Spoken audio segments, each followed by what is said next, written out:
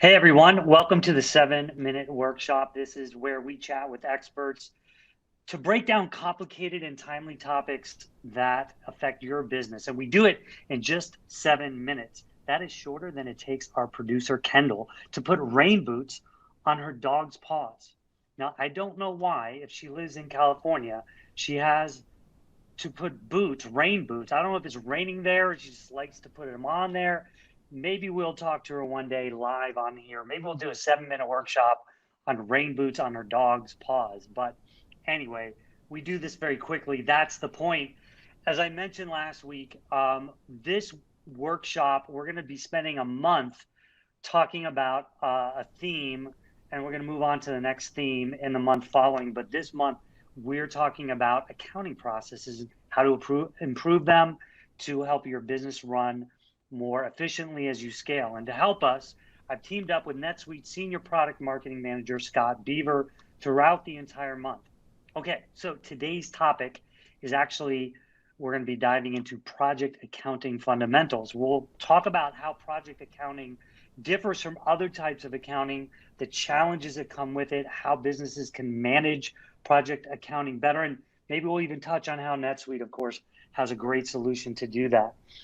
Before we get started, a quick reminder, if you have any questions throughout the day's discussion, today's discussion, you can drop them in the comments and we'll get to them at the end of the conversation. But also tell us where you're from.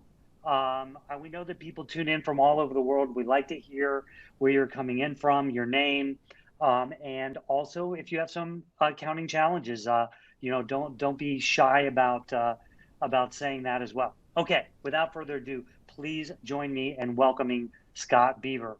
Hey, Scott. Thanks. Hey, Fritz, how are you? Us. I'm sorry? I'm doing great. I'm doing great. How are you? I am super.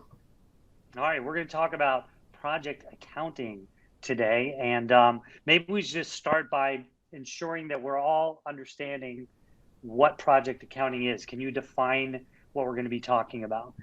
Yeah, so project accounting is really about tracking the expense, including labor costs, materials costs, the revenue, and the billing process for external customers. So think of it in terms of if I provide services with a defined scope, that's a project, I'm doing accounting for that. However, I could also do project accounting, not the billing necessarily and the revenue recognition part, but do it for an internal project as well. So it's everything that goes into managing a project and the dollars associated with that.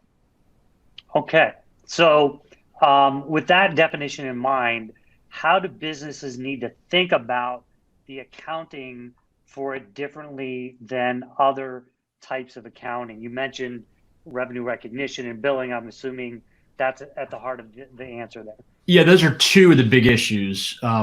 There's some variations between industries, but let's just say a generic services company, depending on how I've billed my client.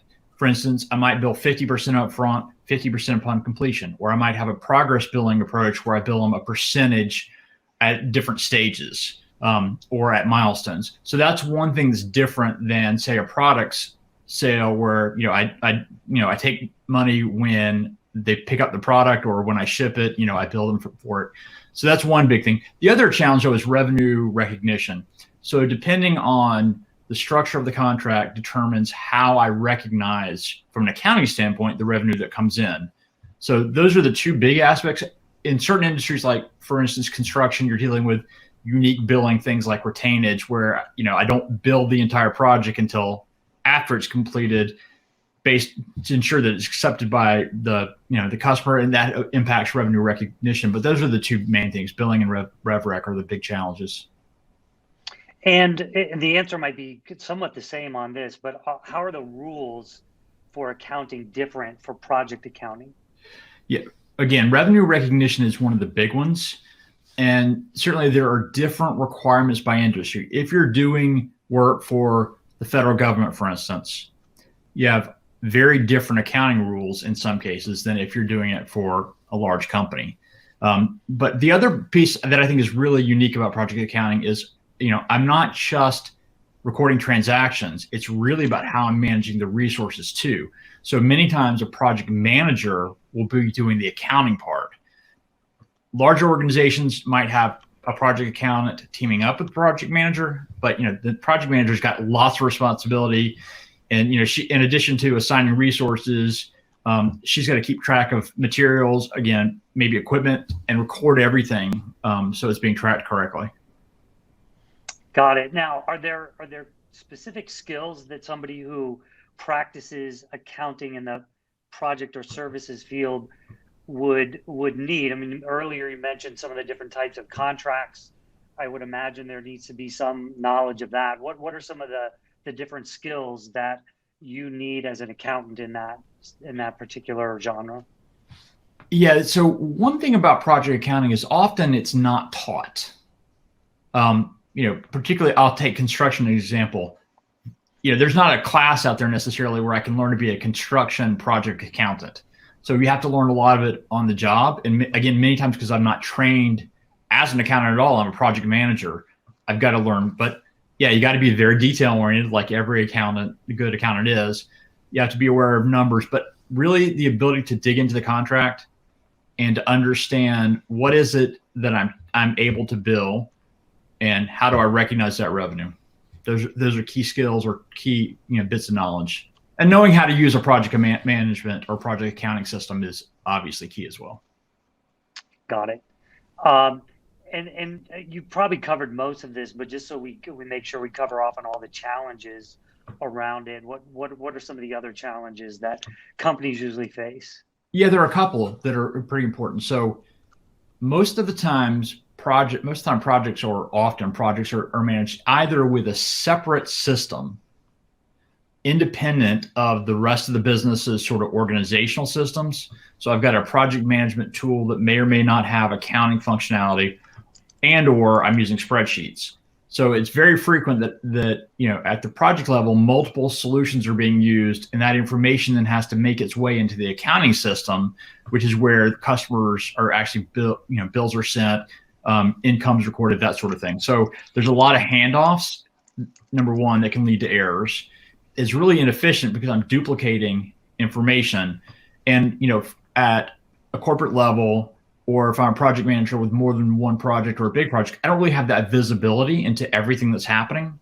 I've only got my little piece that's in front of me in this one application. So it's hard for, again, at the headquarters level in particular, to really know what's happening with all the projects when it's not all part of the same system. Got it. Hey, we have a couple of shout outs here. We have Wahid, who is from Vancouver. Our friends in Canada. We have Amanda from Palm Coast, Florida.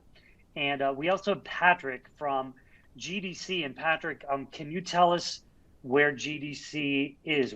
I'm maybe Romania, but please enlighten us on where that is. And everybody else, please keep telling us where you are. And Scott, where are you?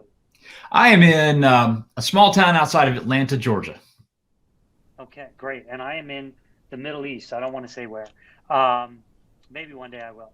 Anyway, so you talked about some of the challenges. What are some of the systems and tools that businesses can use to manage their projects for accounting? Yeah, again, so I might have a project management tool. Most times I'm going to have just something that allows me to keep track of progress. I've got to have some way of deciding how much the customer is going to be billed, depending on how I'm doing the billing. Have to have a way of keeping track of any expenses associated with the project and comparing those with my budget. And again, the major tools that most companies use or they frequently use are a dedicated project management system, a Excel spreadsheets or some other spreadsheet application, and maybe I have project billing as a standalone software or project accounting as a standalone application as well, and not fully integrated. The other option, of course, is what we provide, which is a fully integrated project accounting with corporate accounting and all the other financial and management processes all on the same platform. Okay, Scott, we're going to open this up to some questions from the audience. And for those of you tuning in, if you still have questions, keep them coming. We'll get to as many as we can. Keep shouting out where you're coming from. Want to say hi to Ben from Frisco, Texas. Thanks for tuning in. The first question we have is from Manny in Texas. Why? So, yeah, let's talk about NetSuite. You kind of touched on that just a second ago. Um, what makes NetSuite a great solution for project accounting? So the first part is, because the way NetSuite structured, it's a single solution on a common platform, which means all the accounting functionality is built into our project management system, and project management is integrated, with accounting and other inventory management if need be, that sort of thing. So that's the first approach. It's all one system, and I'm not having to integrate or re-enter information. The other thing, because of our background and the way we approach things, we also provide the billing capability that lets me set up a billing schedule based on however the contract is specified. So if it's percentage of completion, if it's at key milestones, if it's what have you, so I'm able to set that up at the project level and then modify it as needed during the project process. If there's a month of rain and I have to delay the billing schedule, for instance.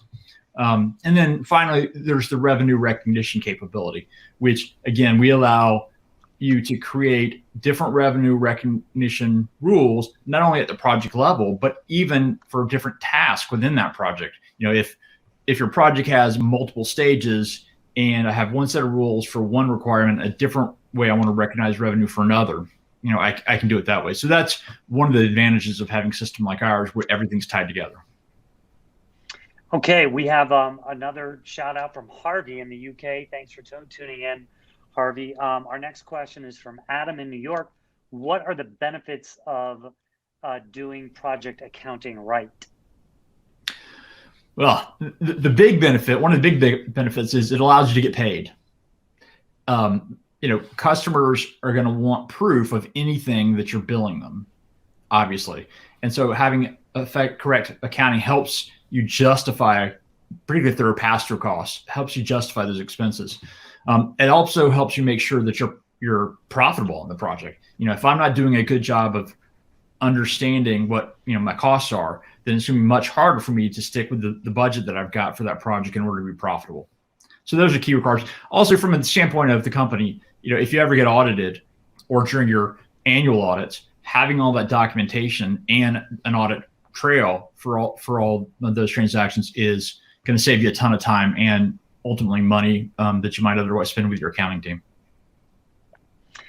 The next question, Scott, you kind of touched on this in a variety of different ways, but I want to ask it maybe more succinctly. What if I sell both time and materials? Yeah, so that's pretty common in a number of industries, construction being one of them. And NetSuite definitely allows you to separate that up.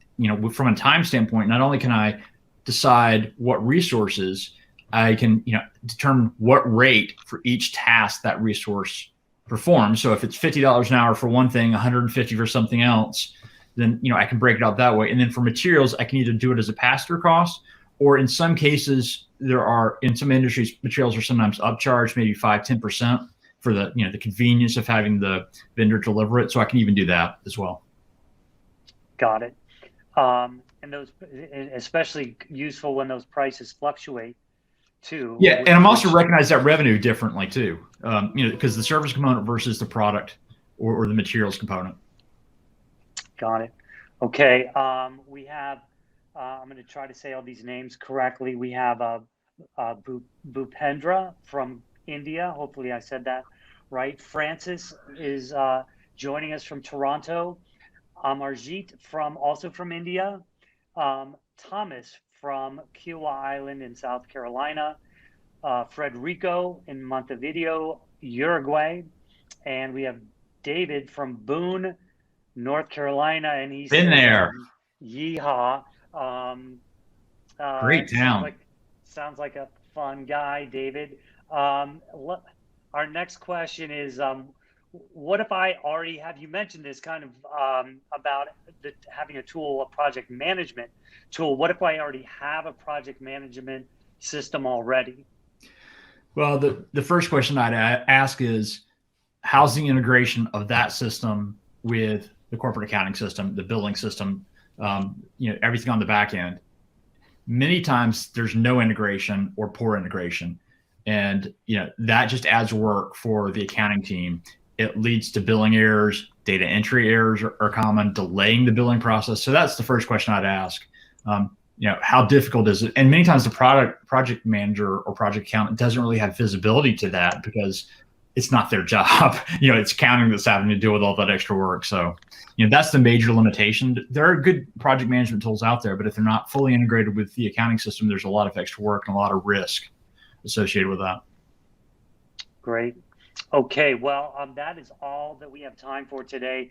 As always, Scott, thank you so much for joining us. You're welcome. Glad to be here. Okay, and as always, a big thanks to you, or as David from was it Boone, North Carolina might say, yeehaw for tuning in. We'll be back again with Scott next week, and we're going to be talking about management accounting, and that's happening on Thursday, July 29th at 11 a.m. Pacific time. We'll see you there.